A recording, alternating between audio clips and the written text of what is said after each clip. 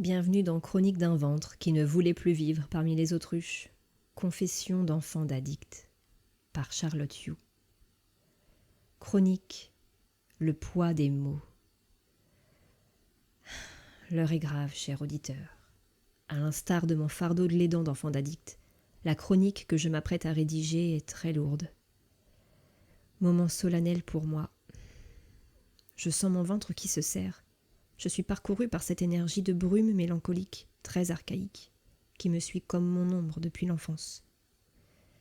Cette sensation, je ne l'ai jamais aimée. Et à vrai dire, j'ai toujours fait mon possible pour filtrer le message qu'elle sous-tend, parce que je ne me suis jamais sentie capable d'y faire face. Aujourd'hui, il est temps pour moi de cesser la contraction, la lutte. Je vais enfin accueillir cette énergie pour l'observer, l'écouter, poser des mots sur son essence. Les minutes passent et aucun mot ne sort. C'est difficile parce qu'à travers cette chronique, je vais parler de mon papa, ou devrais-je plutôt dire mon papounet. Je ne sais plus quel âge j'avais lorsque j'ai rebaptisé mon père avec ce surnom chargé d'amour et de tendresse. Comme j'ai déjà pu l'exprimer au sein de mon premier podcast ou de mes précédentes chroniques, j'ai très vite considéré mon père comme mon parent référent, c'est-à-dire celui sur lequel je pouvais toujours compter. Mon parent stable, qui tient le coup, quelle que soit l'heure de la journée, contrairement à ma mère addicte, qui était tout sauf une ressource pour moi dès lors qu'elle picolait.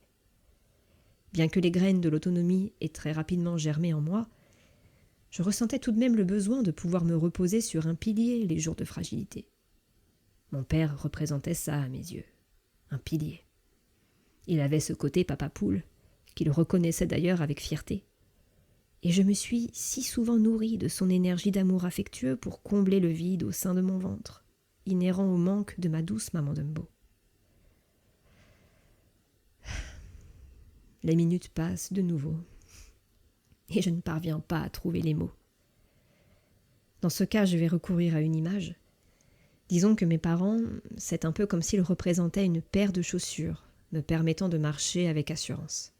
La bonne paire de baskets qui allie confort, légèreté et protection vis-à-vis des aspérités qui jalonnent la route.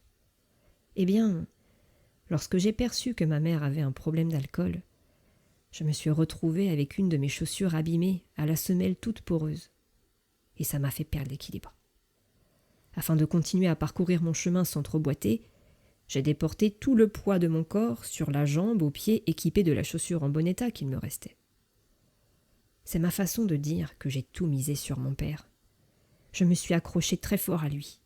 Je l'ai surinvesti, je l'ai placé sur un piédestal.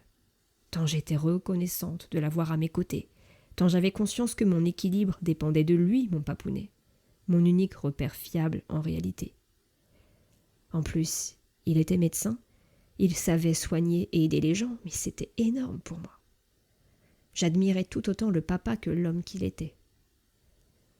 Alors quand très vite, je me suis rendu compte que mon père n'aidait pas ma mère et qu'il ne réagissait pas face à mes questions, mes demandes, je passais de longs moments à bugger, plongé dans ma solitude en mode gros blanc dans ma tête.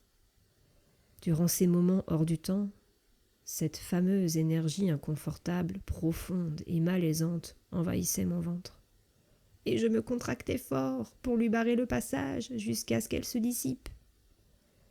Souvent elle refaisait surface, notamment au cours des moments durant lesquels je réalisais que mon père n'enclencherait sans doute jamais rien pour confronter ma mère à son addiction, ou quand je faisais face à son indifférence, son épaisse carapace qui le rendait hermétique aux nombreux SOS lancés par mon ventre.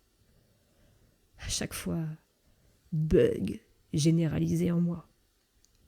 Avec des mots, ça donnerait « Mais non, c'est pas possible ». Point barre. Je m'arrêtais là. J'attendais que l'inconfort passe et je reprenais ma route. À présent, si j'ose continuer ma phrase, ça donne « Mais non, c'est pas possible. Mon papounet que j'aime tant et qui est tout pour moi. Mon papa docteur, il ne peut pas se comporter si mal envers notre famille. » Ça y est, me voilà submergée par l'énergie en question.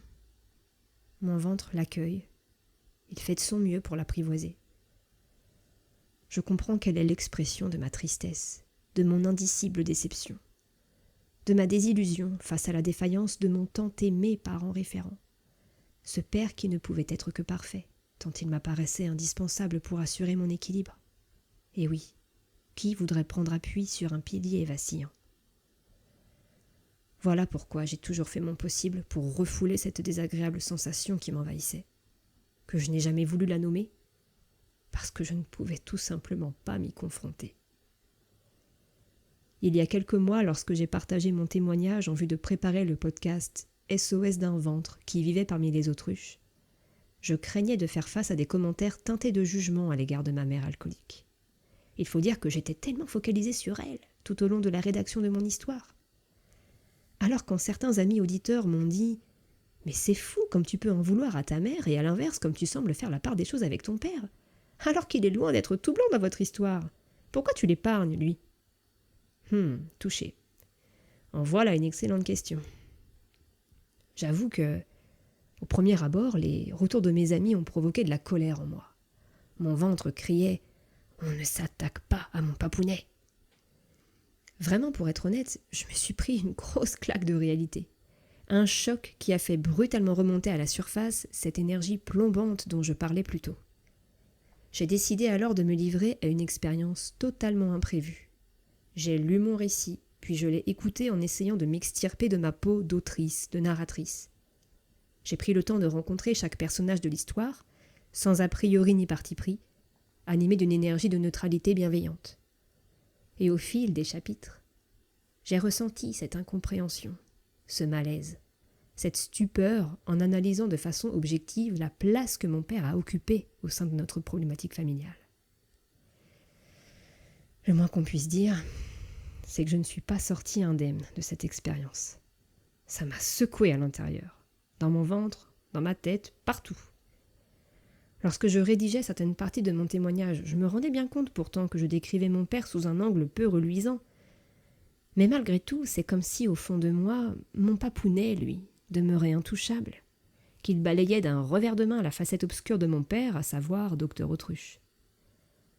Ainsi, j'ai pris conscience que depuis que je suis petite fille, j'ai concentré toute ma colère, ma frustration, ma hargne sur une personne, ma mère. Ma mère alcoolique, parce qu'elle était la coupable idéale, le mauvais objet tout trouvé. Et c'était bien pratique de pouvoir projeter tout le mauvais sur elle.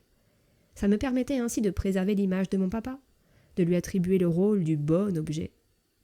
Et oui, force est d'admettre que je n'ai pas été impartial avec mes parents.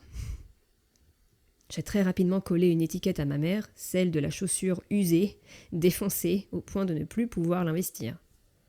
À l'inverse, mon père, lui, a tiré le gros lot avec l'étiquette « chaussure invincible ».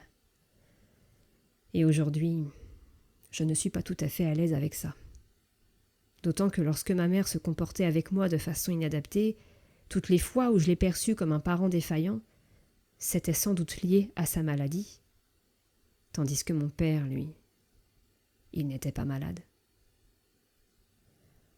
Je repense soudain aux origines de mon fardeau de l'aidant d'enfant d'addict. Tout a commencé avec cette énergie lourde, inhérente au chagrin et à la peine qui, sous le feu du temps qui passe, est devenue une grosse boule noire qui s'est enquistée en plein cœur de mon ventre. Au fil des années, elle a grossi, au point de prendre la forme de cet énorme sac à dos invisible, pesant, omniprésent, à tel point qu'il s'est pour ainsi dire intégré à mon schéma corporel. Et je me remémore toutes ces anecdotes, ces innombrables moments que j'ai passés avec mon père, à tenter de lui communiquer mon mal-être, mon besoin d'aide, espérant pouvoir lui partager ce que je ressens, alléger ainsi le poids de mon tourment. 100 fois j'ai essayé, d'abord avec mes mots d'enfant, ensuite avec mes réflexions virulentes d'adolescente révoltée, et enfin avec mes arguments aiguisés de femme devenue adulte. Malheureusement, Docteur Autruche n'a eu de cesse de faire la sourde oreille, ou d'accueillir mes confidences avec un sourire en coin et un regard malicieux, de réactions frisant la provocation malsaine, totalement incompréhensible, digne d'un homme qui vit à côté de ses pompes, selon moi. Aujourd'hui, je réalise que si mon fardeau a été si lourd à porter, eh bien c'est en partie parce que mon papounet a daigné endosser sa part de responsabilité. Il s'est soustrait à son devoir d'adulte, de parent. Finalement, cette énergie empreinte de mélancolie, je crois que c'est le désespoir de cette petite fille qui s'aperçoit qu'en réalité, elle ne porte pas une, mais 2 chaussures abîmées à ses pieds. Cette petite fille qui ne se sent pas capable de parcourir son chemin pieds nus, d'exposer ses petits petons à la peau si fine, à la dureté des cailloux, des ronces, des fragments de coquillages coupants qui jalonnent le sol du monde qui est le sien. Oh, respire, petite Charlotte. Inspire profondément et souffle.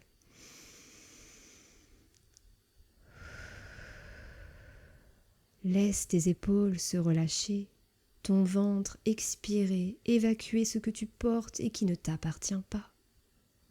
Respire encore et ressens l'ancrage de tes pieds nus sur le sol.